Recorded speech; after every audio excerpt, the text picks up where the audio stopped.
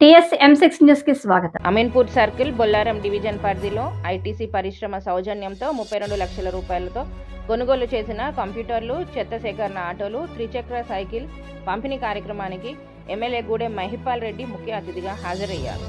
ఈ సందర్భంగా బొల్లారం పరిధిలోని జిల్లా పరిషత్ ప్రభుత్వ ఉన్నత పాఠశాల, తెలంగాణ మోడల్ స్కూల్ పాఠశాలలకు 15 కంప్యూటర్లు, 2 ప్రింటర్లు, బొల్లారం మున్సిపల్ విభాగానికి 8 చెత్త సేకరణ ఆటోలు, దివ్యాంగుల కోసం 3 త్రిచక్ర సైకిళ్లను ఎమ్మెల్యే గూడెం మహిపాల్ రెడ్డి చేతుల మీదుగా పంపిణీ చేశారు. ప్రభుత్వం, పరిశ్రమలు, ప్రజాప్రతినిధులు, ప్రజలు కలిసి పనిచేస్తే అభివృద్ధి సుసాధ్యం అవుతుందని ఆశాభావం వ్యక్తం చేశారు. ప్రభుత్వ పాఠశాలలో కార్పొరేట్ పాఠశాలకు దీటుగా అత్యున్నత ప్రమాణాలతో విద్యను అందిస్తున్నామని, ప్రతి విద్యార్థి లక్ష్యంతో చదివి ఉన్నత శిఖరాలను అధిరోహించాలని విజ్ఞప్తి చేశారు.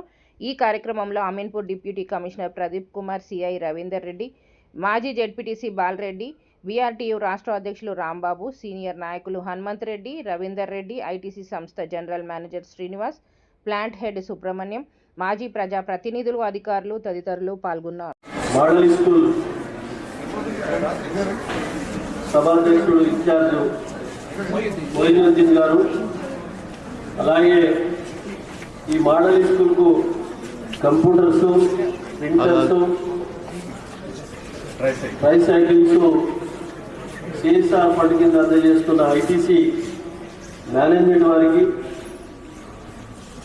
ఇక్కడికి వచ్చిన వారి బృందానికి, అలాగే ఐటీసీ అధ్యక్షుడు మన రాంబాబు గారికి, డీసీ గారికి, బాలరెడ్డి గారికి, రవి గారికి, మాజీ కౌన్సిలర్లందరికీ, ఈ సభలో హాజరైన విద్యార్థులు, విద్యార్థినులు, టీచర్స్కు అందరికీ పేరు పేరున ధన్యవాదాలు. ఈరోజు మన కళ్ళ ముందున్న ఒకవైపు దారి తీస్తూ ఉన్నది. కంప్యూటర్ యుగంలో అడుగుపెట్టి ఇంచుమించు 20 సంవత్సరాల నుంచి కూడా ముందుకు పోతా ఉన్నాం. దాన్ని మీరు మోడల్ స్కూల్ అంటే అంత బీదవారి పిల్లలు.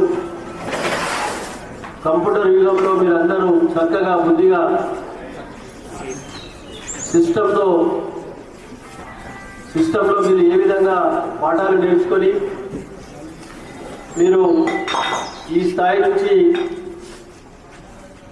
ఒక డాక్టర్గా, ఒక ఇంజనీర్గా, ఒక లాయర్గా, ఒక సైంటిస్ట్గా తీర్చిదిద్దడానికి ఐటీసీ కంపెనీ వాళ్ళు ఇవన్నీ మీకు ఉపయోగపడే రీతిలో ఇవన్నీ అందజేయడం జరిగిందని తెలియజేస్తా ఉన్నారు. ప్రతి ఒక్క విద్యార్థిని పూర్తి స్థాయిలో సద్వినియోగం చేసుకోవాలి. మీ ఇళ్లలో సిస్టమ్ ఇప్పించే కెపాసిటీ లేని తల్లిదండ్రులు ఉండరు. కాబట్టి మనకు అవకాశం ఉంది. మన ప్రాంతంలో ఇండస్ట్రీస్ ఉన్నాయి.